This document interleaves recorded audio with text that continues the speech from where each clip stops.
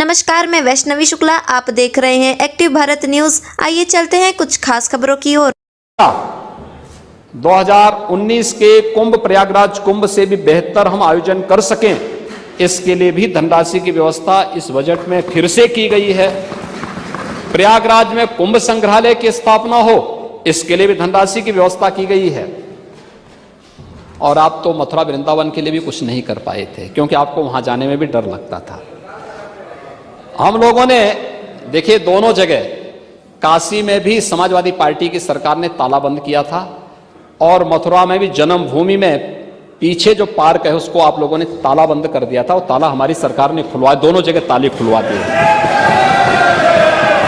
लेकिन बांके बिहारी मंदिर के कॉरिडोर के लिए भी धनराशि की व्यवस्था की गई है। यहां पे राधे राधे।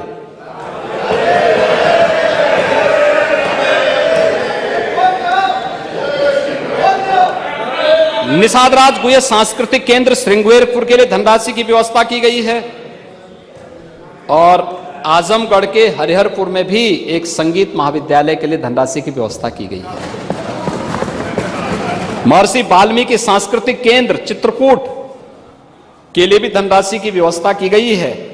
और साथ साथ राजापुर तुलसीदास जी की जन्मभूमि के लिए भी धनराशि की व्यवस्था बजट में है।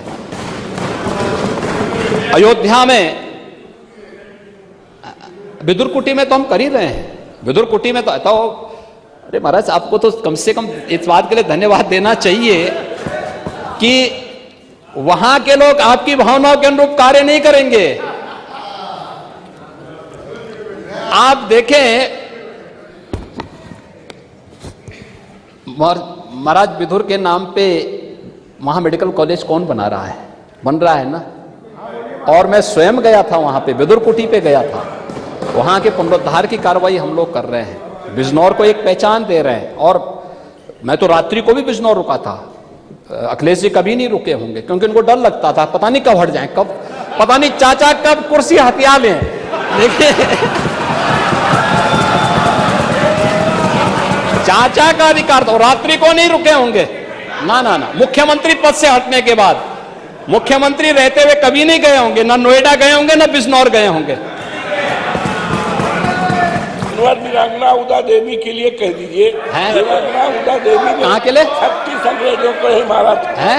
पीपल के पेड़ पर चढ़ करके 36 अंग्रेजों को 1857 कहाँ पे मानवेल, इसके लिए कह दिए। उदा देवी के नाम पे तो पूरी बटालियन बन रही है, बीएससी की पूरी बटालियन ही बन रही है। कराया है। और लखनऊ के किले को भी हम ठीक करा रहे हैं, अन्य जगह के किलों को भी हम ठीक कराने जा रहे हैं।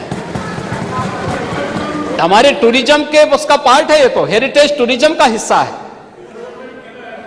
वहां भी करने जा रहे हैं। आप चिंता में, आप भटकिए मत, आप सही रास्ते पे चलिए, बाकी सब ठीक हो जाएगा।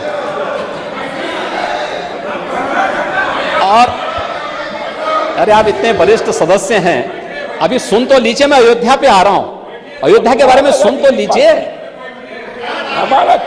अयोध्या के बारे में कुछ सुन तो लीजिए। अयोध्या में रामायण और वैदिक शोध संस्थान के लिए भी धनराशि की व्यवस्था यहां की गई है। इंटरनेशनल सेंटर बनेगा अयोध्या में, अयोध्या के लिए हम वो भी करने जा रहे हैं। तो यह सरकार ने इसमें बजट की व्यवस्था की है। इन कार्यक्रमों को हम तेजी के साथ आगे बढ़ा रहे हैं। महोदय, प्रदेश के अंदर नगरीय विकास, यह इकोनॉमिक ग्रोथ के लिए भी आवश्यक है।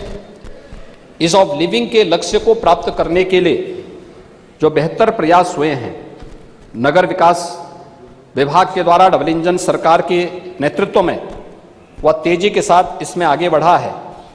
और इस क्षेत्र में इससे रोजगार के सृजन भी इससे होते हैं। स्मार्ट सिटी और अमृत योजना के अंतर्गत किए गए प्रयासों के परिणाम स्वरूप प्रदेश सरकार ने अब मुख्यमंत्री शहरी विस्तारीकरण और नए शहर प्रोत्साहन के लिए टाउनशिप विकसित करने के लिए भी 3000 करोड़ रुपए की राशि इस बजट में इसका प्रावधान किया है। Green road infrastructure development scheme के अंतर्गत भी प्रदेश के अंदर हम लोगों ने 800 करोड़ रुपए की व्यवस्था की है और राज्य स्मार्ट सिटी मिशन के अंतर्गत 400 करोड़ रुपए का प्रावधान इसमें किया है, जिसमें प्रदेश के अंदर हर नगर निगम क्षेत्र में पहले चरण में, दूसरे चरण में हर नगर पालिका क्षेत्र में और तीसरे चरण में टाउन एरिया में भी हम उसे एक सेफ सिटी के रूप में डेवलप कर सकें। ITMS, ICCC integrated command and control centre की स्थापना कर सकें, इसके लिए ये प्रक्रिया आगे बढ़ रही है। और मुझे बताते हुए प्रसन्नता है कि काफी बड़े पैमाने पे CCTV कैमरे लगाए जा रहे हैं, जो न केवल सुरक्षा के लिए बल्कि वहां पे ट्रैफिक प्रबंधन के लिए, वहां के कूड़ा प्रबंधन के लिए, इन सभी को हम आगे बढ़ा सकें, इनके लिए भी इस कार्यक्रम को आगे बढ़ाया जा रहा है। जल जमाव से मुक्त करने के लिए भी urban flood and storm water drainage योजना के लिए भी 1000 करोड़ रुपए की व्यवस्था इस बजट में किया गया है और मुख्यमंत्री नगरीय अल्प विकसित मलिन बस्ती के विकास के लिए भी 675 करोड़ रुपए का प्रावधान इस बजट में किया गया है। प्रदेश के अंदर शहरी जाम से मुक्त करने के लिए जो माननीय सदस्यों के प्रस्ताव हैं, उसमें फ्लाईओवर बनाने के लिए और ROB बनाने के लिए भी 1000 करोड़ रुपए की व्यवस्था हमने बजट में यहां पर किया है। प्रदेश के अंदर स्वच्छ भारत मिशन में ODF और ODF प्लस के लक्ष्य को प्रदेश सरकार पहले ही प्राप्त कर चुकी है, लेकिन इस मिशन में और भी कुछ, क्योंकि स्वच्छता का लक्ष्य केवल एक अभियान नहीं, बल्कि नारी गरिमा के साथ साथ स्वास्थ्य के सेक्टर में भी आमूलचूल परिवर्तन करने की दिशा में किए जाने वाले प्रयासों की एक महत्वपूर्ण कड़ी है। और उस कड़ी को आगे बढ़ाने के लिए सरकार ने धनराशि की व्यवस्था की है। प्रवासी उत्तर प्रदेश वासियों के लिए उत्तर प्रदेश में अगर वह अपने किसी पूर्वज के नाम पर कोई कन्वेंशन सेंटर, कोई गांव में कोई अन्य केंद्र स्थापित करना चाहता है, तो राज्य सरकार भी उसमें योगदान देगी और उनके भी योगदान से हम उनकी स्मृतियों को वहां बना सके, इसके लिए भी मातृभूमि योजना, यहां पे इसके लिए भी हमने धनराशि की व्यवस्था की है।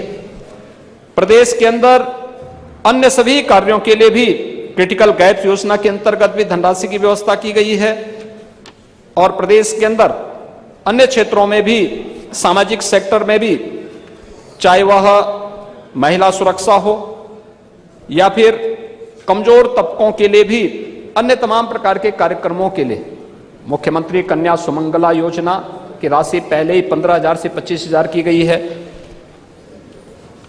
बालिकाओं की शादी के लिए मुख्यमंत्री सामूहिक विवाह योजना के लिए धनराशि का प्रावधान। और एक बात जो यहां पे परसों उठ रही थी, हमारी एक माननीय सदस्य ने इस बात को यहां पे उठाया था कि कुष्ठ रोगियों के लिए आवास की सुविधा है, और मुझे बताते हुए प्रसन्नता है कि हमारी सरकार 3 वर्ष पहले इस बात को कर चुकी है कि हर कुष्ठ रोगी को 3,000 रुपए मासिक पेंशन के साथ साथ आवास की सुविधा भी हम दे रहे हैं। देखिए, आपका सारे कार्य तो हम लोग कर रहे हैं, अब आपको और चाचा को फैसला लेना ही चाहिए, काहे बेकार उपेक्षित पड़े हुए हैं। हाँ महोदय, ये सरकार पहले कर चुकी है और वरिष्ठ नागरिकों के लिए भी उनके कल्याण के लिए एक कोष की स्थापना प्रदेश सरकार ने की है।